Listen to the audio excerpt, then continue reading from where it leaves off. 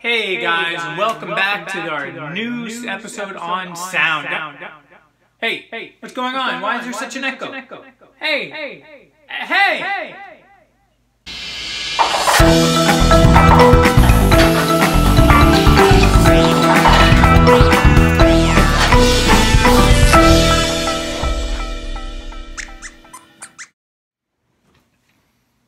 Hey guys, let's continue our discussion on sound. Let's talk about sound waves. When we use the word waves, that's exactly what sound waves look like. They look like water waves. But different sound waves produce different looking waves. We need to first look at the different parts of a sound wave so that we can understand how they work. Let's take a look. There are four characteristics of a wave: amplitude, wavelength, frequency, and speed. These characteristics describe the different properties of waves. Now, let's take a closer look. The amplitude of a wave is the maximum distance from the top of the wave down to the resting position.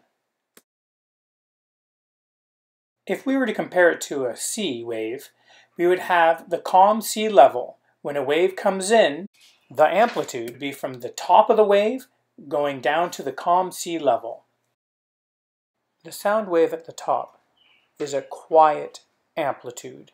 You can see that the top of the wave is very close to the resting point, so it will produce a quieter sound. The second example on the bottom shows that the top of the wave is further away from the resting point, and that's going to make a high amplitude sound, being much louder. Now let's look at wavelength.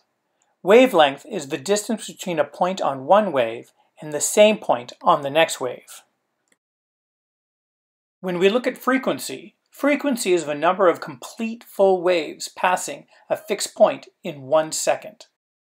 When discussing frequency, we use the symbol F for frequency, and we measure in units called hertz. Let's look at this wave traveling from a fixed point called A. How many waves travel from A in 1 second? In just 1 second, 3 waves pass from our stationary point A. So we would say that this wave's frequency is 3 hertz, because only 3 waves have passed in 1 second. Finally, let's talk about speed. Speed is the distance covered by a wave in a unit of time. We measure that in meters per second.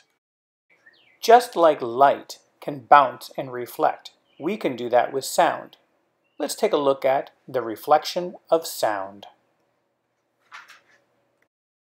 At the beginning of this video, I was joking around and playing with an echo sound. But what is an echo? Well, if you were to stand in front of a high wall or some other large obstacle and clap your hands, we would hear the same sound after the original sound has ended. It has bounced back to us. Now, if you were in a smaller enclosed space with 4 walls, like a gymnasium, what you will experience isn't an echo, but a reverberation. A reverberation is multiple reflections of sound from the walls, floors, and ceiling. The sound waves follow so closely to the original sound that it sounds like the original sound has been slightly prolonged and seems to last a little longer. So reverberation is the multiple reflection of sound waves, and an echo is a single reflection of just one sound wave. Now let's take a look at today's experiment. You will need several objects from around your house. You'll need headphones and a device to play music on, 2 paper towel holders, and other various objects from around your house. I have chosen a pillow, egg carton, a tin plate, and a clear plastic stand. You can choose any other objects you'd like. In our experiment, we're going to see which materials reflect sound waves the best.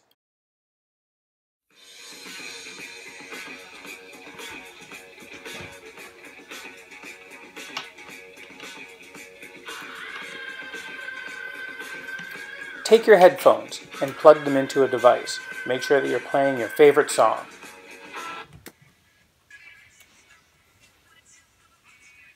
Put your headphones in one end of the paper towel roll and then plug it up with a cloth. Place the other end of the paper towel holder in front of the object that you want to reflect sound from.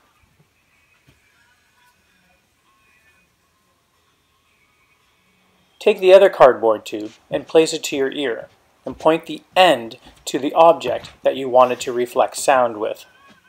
The sound from the headphones is leaving the cylinder, and it is hitting the object you have placed in front of it.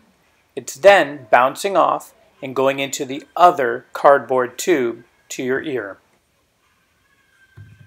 Play around with all the different objects you've collected. Put them in front of the tube with the headphones in it, and see which of the objects reflects the sound the best.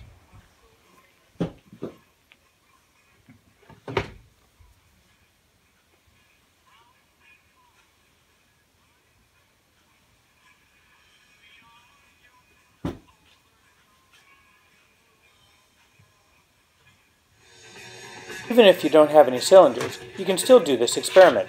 Just put your music on and place the different materials in front of the speaker. You will notice that some materials will create a louder sound, while some materials will dampen and quiet the sound. Now it's your turn. When you're done, I want you to give me a 1 to 2 paragraph write-up of what materials work best and any other successes or challenges you had. You will also need to draw a detailed picture of your experiment using titles, labels, and information boxes. Good luck!